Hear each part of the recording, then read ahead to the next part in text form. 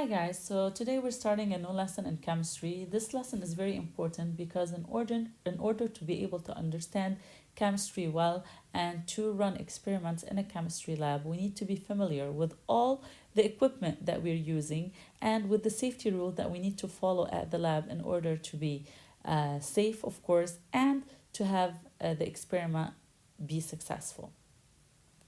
I'm gonna go over the equipment first, and it's very important to know which equipment to use when we are accomplishing a certain function or we're trying to do a certain job. Why do I choose this glassware over another glassware? This is what we're going to understand throughout this PowerPoint explanation. So if I start with the first slide, if you look at this bottle, it's called the reagent bottle, which is the bottle that carries what? Carries acids or caustic chemicals, like dangerous chemicals that could burn. All right, this is how it looks like. So it's important for us to know how these bottles look like. Then number two, we have the Florence flask. The Florence flask is used to hold and heat liquids. So anytime I want to heat a liquid, all right, it's best I put it in a Florence flask. The funnel. The funnel is a tool that you actually see in the kitchen as well, and you see in the chemistry lab. It's used when we are pouring liquid into a small container, so to avoid any spill outs, okay, or any spills. This is why we use the funnel, and we're gonna see also that if we add paper, filter paper to the funnel, we're gonna be able to use the funnel also to filter solid material and separate it from other liquid material. We have the graduated cylinder that looks like this, like a cylinder with graduation on it, which means it indicates measurements and definitely measurement of liquids, volume measurements. Then we have the test tube, which is used to hold and test small amounts of chemicals. Anytime I'm using a small amount, it's best I use the test tube because the test tube is actually a small glassware. And we have the test tube rack in which we stack different test tubes. And it's very important to know that we can actually close the test tubes using the stoppers or the cork tops. All right, this is what the test tube rack looks like. The Petri dish is used for culturing microorganisms and holding specimens. The Petri dish is usually more used in biology experiments than chemistry experiments.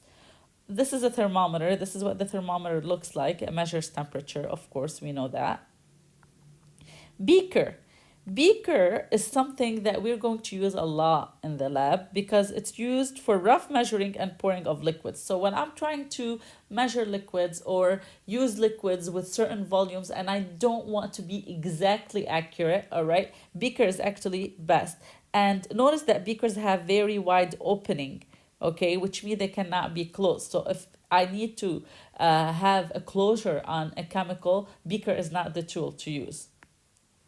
The Erlenmeyer flask, it's used for holding, mixing, and heating liquids. So hold, mix, and heat the liquids. It reduces evaporations. Why? Because it has a small opening. It's not wide, which means it can be corked. It can be closed by the cork top or cap. The ring stand. The ring stand looks like this. And obviously, if you look at this apparatus, it's used to hold a container above a Bunsen burner. So this is the ring stand. I could put something in here and I could have the Bunsen burner in here. So this way it's holding it above fire. The wire gauze, it's used to support a container on a ring stand. So let's say if I go back to the ring stand, I could put the wire gauze over here, put my glassware on it, and the Bunsen burner would be here heating the chemical that I want to heat up. So the wire gauze could go on a ring stand. Mortar and pestle, which is used for grinding chemicals. So sometimes we have chemicals that we need to make them into smaller pieces, to make them in powder form. So we put them right here to make them more in a powdery form. This is for grinding chemicals. And of course, the Bunsen burner, which we know, we already said it's used for heating. It produces a fire or a flame here to basically heat up chemicals. Then we have the test tube holder. Look at it and look how it's used. It basically holds the test tube. We call them also the test tube tongs or holder. It holds the test tube because just in case, like, for example, this test tube is hot, or I need to transfer it from place to another and the chemical inside of it is a bit dangerous, I do not touch it with my hands. I use the holder to move it from a place to another. We have the dropper, which is used to adding small amounts of liquid. If I want to add like a few drops of a liquid, I use the dropper for that. I have the test tube brush, which is the brush used to clean the inside of the test tubes. We have the tongs. These are for the beaker. You know how we saw the tongs for the test tube? They are smaller. For the beaker, we use the beaker tongs. Also, it's for to handle and transfer beakers. We have the pipette, which is used to add small amounts of liquid and sometimes to take out small amounts of liquid. It's both. So it kind of have a similar job to the dropper. And don't forget your safety goggles that are very important for eye protection, especially when we are using flammable or like chemicals that tend to be a bit dangerous. Digital balance, obviously, it's a balance, so it's to find mass. It's digital, which means the numbers, when I put the chemical over here, I'm going to have numbers that show up on the screen over there. And then we have this balance, which is also used to find mass, but it's the old school balance that basically shows the mass on this bar over here. Those are basically the most important lab equipment that you guys are gonna see and that you need to be familiar with, and you need to know what are they used for. Of course, in the notes, you're gonna see a little bit more of these glassware equipments, and you'll see the explanation for what these equipments are used. Also, you guys have done your own research, and the most important thing is to know how each glassware looks like. So when I say a beaker, you guys know how a beaker looks like. When I say a test tube, you know, if I show you a picture of a test tube or an actual test tube, that it's called a test tube. What they do is just for general information and knowledge. But what's really, really important is to know the name of the glassware you are looking at. And now we're gonna move on to knowing what are the safety rules that we need to follow to the T when we are in a chemistry lab. And this is why I always tell you guys to be really careful when you are in the lab. And this is when we were doing biology experiments, which are not as critical and as dangerous as the chemistry experiments, because in chemistry experiments, we're actually going to be using chemicals that could be very, very dangerous. So I'm gonna start up with telling you that the target of this lesson is to make sure that you guys can use safely procedures in the science classroom and lab. Let's see if you guys agree or disagree with whatever I'm going to say next. Lab accidents happen 50 times more often than chemical factory accidents. So which means people working in a lab are more at danger or are more likely to do accidents than people that work in factories that involve the use of chemical products. This statement is actually correct, and you need to agree on it because it's a fact. Lab accidents may result in permanent injury. What do you guys think? So maybe if you use a dangerous chemical and it burn you or something, it could cause a permanent injury. That is also correct. So this is agreeing, and this is also a fact. Following lab rules decrease chances of accident by 90%. Of course, it's going to reduce the risk. And labs are a dangerous place for students. It's not really dangerous if you are following the rules. So let's start with the lab safety rules. Rule number 1, use lab only when directed by a teacher. Bad stuff will happen otherwise, which basically you need to always listen carefully to what the teacher is telling you while you are in the lab. Do not just act like you are on your own. You are not on your own there. You need to follow the instructions given by the teacher. Behave responsibly in the lab.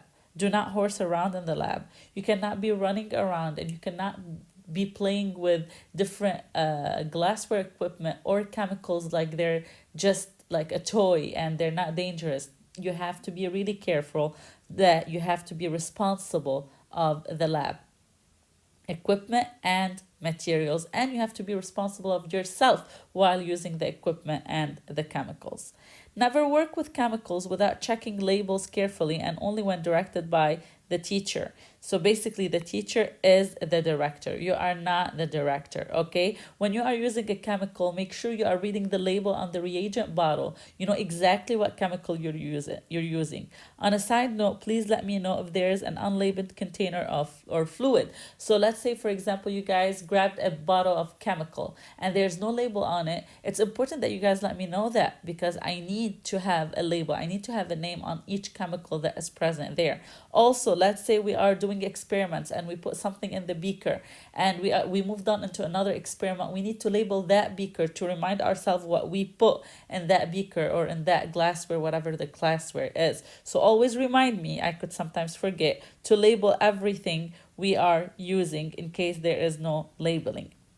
Have the teacher place broken glass and disposables in appropriate designated containers. So basically, when we break glassware inside the chemistry lab, we do not just collect that glass and throw it in the garbage. There's a specific place in which we put the broken glass. So this is why it's important to notify the teacher.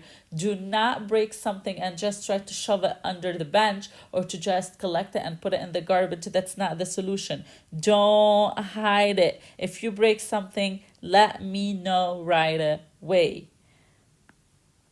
Report accident. This is what we were just talking about. Whatever the accident is, whether you broke something or something exploded, or you forgot where you put a chemical, or you didn't find a label on a reagent bottle, anything, it's important to report anything that is not normal happening with you in the lab. So, report any unsafe situation to the teacher, which is also something that could happen. Something explodes, something all of a sudden creates fire. You need to let the teacher know about the unsafe situation. If it seems like a bad idea, it probably is. Some people need to be saved from themselves. So basically, look at this guy right here climbing the ladder that is lopsided and tilted and is on top of the truck. That seems like a bad idea, okay? So when you think that you are doing something that seems bad in the lab, it's important that you let the teacher know, so at least we can come up with minimal damage, all right? It's not a toy. It's not a game, all right, guys? It's very important. It could get really dangerous. So, never taste substances without teacher direction. No eating, no drinking, no gum chewing, no applying makeup in the lab. Okay, so first, do not try to taste the chemicals that are in front of you, okay, because some of them could be poisonous. They could actually lead to your death or to like some very, very bad consequences. And also, do not bring your own food or drinks to the lab. It's absolutely not allowed. Even chewing gum is not allowed in the lab, all right? Confine long hair and loose clothing. You are not supposed to leave your hair down if your hair is long. For boys, it wouldn't be an issue. It's mostly for girls. And don't wear loose clothing. You're not supposed to be wearing like scarves and like big clothes, whatever it is. And this is why we always advise you to wear the lab coat, because it's the appropriate clothing for the lab, and also to wear the goggles. Like you see these girls over here, that's what they're doing with their hair tied up. Exactly, that's how you guys should do as well. Wash hands before leaving the lab. So it's very important to wash your hands before leaving the lab, because let's say you had something on your hands. Don't think the gloves are 100% protecting your hands. Things could go through the gloves. This is why you are supposed to wash your hands after you throw away your gloves. And let's say you didn't and you end up like touching your eye or your face, something could happen. Like for example, that chemical that is still left in your hand could cause any problem to your eyes, to your skin, whatever you touched with your hands. Keep paper away from heat sources. Not only paper, anything that is flammable, keep it away from any heat source, because you could cause fire. You have to follow the proper techniques. So when you are pouring something, when you are trying to transfer something, there are specific techniques, and usually the teacher or a criteria sheet will be guiding you to do these things. Again, absolutely no horseplay in the lab. It's not a game, it's not a playground. It's a very sensitive place that we need to be careful around. Work only with the materials and equipment that you have been directed to use, and don't just do whatever you want. So if I'm asking you to do an experiment using the Bunsen burner in front of you, a test tube and a beaker, do not just go and grab, I don't know, like a spatula or a graduated cylinder because you decided to. It's not allowed. Use the material that you are supposed to be using. And also do not harm live animals. Only handle organisms as directed by your teacher, because sometimes in the biology we had to be working with animals. So it is important also to let the teacher handle dealing with these living organisms. And the safety equipment that you find in the lab, like all of you guys, when you saw the shower, you thought, oh, it's funny, there's a shower in the lab. No, it's not for you to just take a random shower. This is for safety, just in case someone catches fire, for them to go straight under the water. So you are not supposed to be using the shower unless there is an accident that happens, God forbids. And in case of fire, when there is fire, you have to get out. You notify the teacher and you get out. There is fire extinguishers. There is a safety alarm. There is an alarm that actually, when fires go, like, is there. But what you need to do mostly is to get out of the lab. But if you are on fire, use the shower that you find inside the lab. And if you splash any chemical on yourself, you also need to wash thoroughly, rinse thoroughly, and of course, alert the teacher. Look at this guy. He actually got very severe burns from a chemical. All right. We said also you need to protect your eyes using the goggles, and not every experiment we need to use the goggles. It's just in case where we are using specific kind of chemicals. And if you did not wear your goggles and these chemicals got into your eyes, we see this also in our lab at school, this tool right here, that you put your face over it, okay, and water is supposed to be splashing inside your eyes to let the chemicals come out. But don't be this guy, okay? Wear your goggles and do not get there, because this is what could happen to your eye because of a chemical burn. Again, it's not a joke, guys. And if you had a chemical spill, so let's say we were doing an experiment and we used a chemical and we put it in a test tube, and all of a sudden this test tube fell off your hands and the chemical spilled, you need to let the teacher know. Don't just go by yourself and clean it, okay? You need to let the teacher know, because this chemical could be dangerous and it has to be cleaned in a certain way. All right. Same with a broken glass. Do not just collect the glass and throw it on your own. Tell the teacher. It's always important to notify your teacher. Lab materials must stay in the lab area. Of course, we are not taking the lab material anywhere outside the lab. And if a fire drill or evacuation emergency occurs, you have to make sure that you have turned off all burners and electrical equipment before exiting the lab.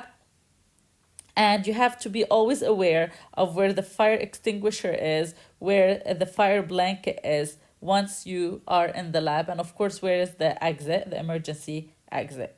So basically, I'm going to have you guys think about these things. What could you do if this happens to you? If your equipment is not working, if you cut yourself or burn yourself, if you have a chemical waste or a spill, a liquid splashes in your eye, or you accidentally drop a beaker and it breaks. This is actually going to be a homework for you guys, and I need you to answer me. How would you guys act in situation 1, in situation 2, in situation 3, and in situation 4, and in situation 5?